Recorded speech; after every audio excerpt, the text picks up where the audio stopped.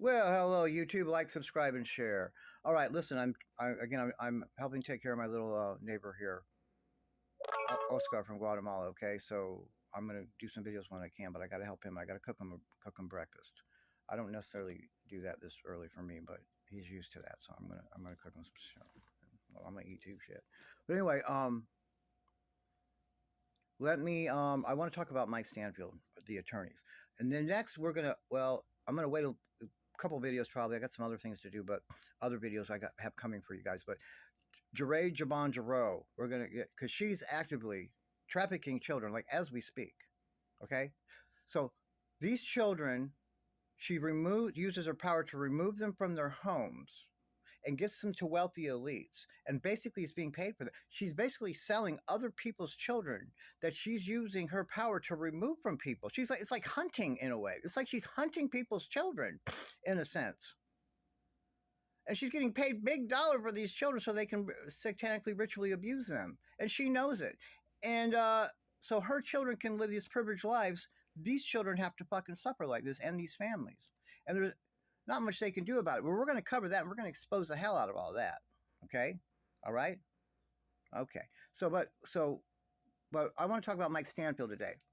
Okay? Because there's a lot of misinformation about him, and it spreads like wildfire. I got these nice people in my comments watching my videos and then trying to piece it together. Like, what is he talking about? No. I heard on a podcast that, for instance, the Blanchards' family attorney for years was Mike Stanfield. That's why she got him. What are you talking about?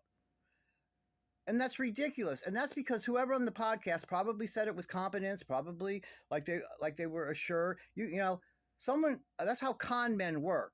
They tell lies, but because it's called a con man because it's called a confident man. That's what a con man is. A confident man.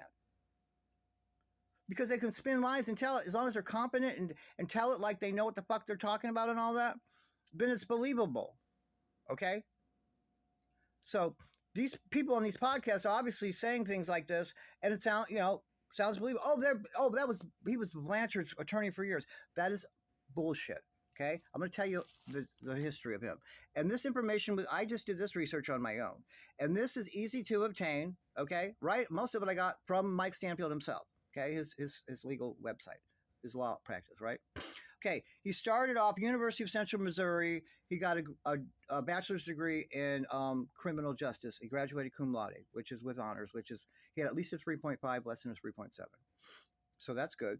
Now that's a typical degree people use for their undergrad is criminal justice, right? Now he could have taken that and just went on and applied to law school, but instead he stuck around and got him a master's degree in criminal justice administration at that same school, University of Central Missouri. All right. And then he went, and I don't know, I didn't look at the times and dates of all that because who cares? But I don't know if he took time off in between. Maybe he got one of the degrees and worked a while at some job and then decided to go back to law school. I don't know all that part. Okay. But all I know is that he went to the University of Missouri at Kansas City School of Law, and he got his Juris Doctorate there. He got he also received the Lat Shaw Award for excellent studies in criminal law when he graduated from law school there. So that's good. I didn't hear about him graduating with honors or not or anything. But still, he got that award. And his third year in law school, he interned or something. I believe, yeah, he interned with the public defender's office there in Missouri. So that's probably what hooked him on this job. Okay. He was admitted to the bar in 1997. Okay, so I'm assuming he graduated law school in 97 or 96 probably. You're admitted to the bar as soon as you pass the bar. He may have taken it the first time. He may have taken it more than once. See, I didn't look at the dates and all that because I didn't find it important. What is important, though, is when he was admitted to the bar because that's when you're an attorney. And you can't do any kind of real legal work until then. And that was in 1997, near the end. I think September, October, something like that. All right. So he gets his first job in 1998, which makes sense. If it was sometime in 97, he's a lawyer and he can get a job, then, takes a couple months. So I guess then he lands a job at the public defender's office where he interned or clerked or whatever his third year. Well, you wouldn't clerk. You clerk for a judge. I didn't mean that. He interned there. which is probably why he got his gig. You know, he liked it. And he's like, okay, I want to do criminal law. I want to defend people. That's what I want to do. And then, you know, he wanted to work there until he made a name for himself. Well, he been admitted to the bar in 1997. Remember, 1998. He claims, and records show that he was a public defender for 16 or 17 years. Okay, that puts him at, guess what? Right at 2015, 2016. So I'm going to go out on a limb here and say that once he got that big case that was GYPSY Rose Blanchard, because remember, she was arrested in 2015, but the plea agreement was actually signed and sealed in 2016. And that's right around then as private practice opens up. Okay. So, you know, you do the math, because then he's well known. He's also got 16 or 17 years of public defender's work under his belt. So there's no way he's ever practiced in Louisiana. Okay. All the Blanchards and all of them, they're in Louisiana. All right. There's no way he could have been any of them their family attorney. That's not true. That's not true. He didn't do any legal work there in Louisiana. That is not true. And he wasn't off doing other people's legal work if he's a public defender anyway. You're not a public defender working for this, and then you're off doing gig work. Like, it doesn't work like that. Okay? So I want to expel that. There's his history. There's no rhyme or reason that he could possibly have been them. Okay? That's not true. Now, he was her public defender at the time, though. Okay? Now, what public defender, once your case is adjudicated, they're not your attorney anymore. If you want to appeal something, which she's not going to appeal, she took a plea agreement. What's the fucking appeal? Okay? If she wouldn't use him anymore. You don't keep your public defender. They don't follow you around.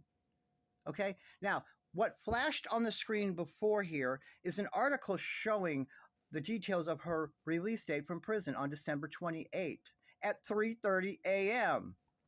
And guess who's there? Christy, Rod, which makes sense, and Mike Stanfield shows up. Her public defender, after 10 years, shows up. This doesn't make sense, guys. It's because he's a Luciferian, and that's her go-to. That's her assign. That's why he was making all the deals with the movies and stuff, and the book deals and all this stuff, making it look like it was Christy. That's her go-to Luciferian guy.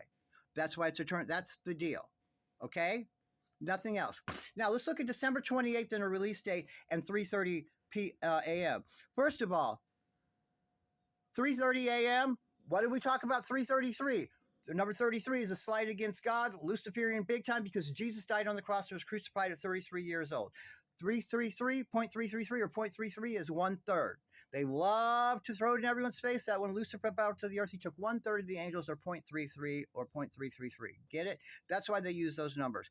3:33 is the witching hour. It's when magic is most high. It's the best for new beginnings. They met there. They're going to say, oh, well, it's because they didn't want photographers following around because GYPSY Rose is so famous and such a big star. That's why they left then.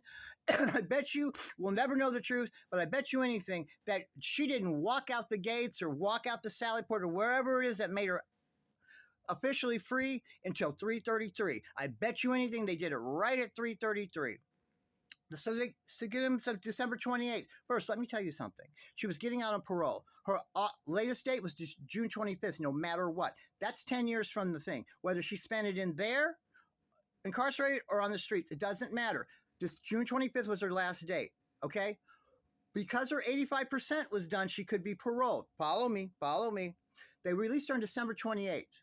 99 out of 100 times, if you've already been slated to be released or what have you, if it's that close to Christmas, they will release you on Christmas Eve. I've seen it done 100 times. They always do it. Not for the inmate, for the family of the inmate, especially if they have children and just family, anything. They'll do it on Christmas Eve if they want to. Not if they want, they'll do it.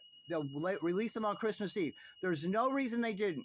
The warden got the call and said, let her go at December 28th at 3:33.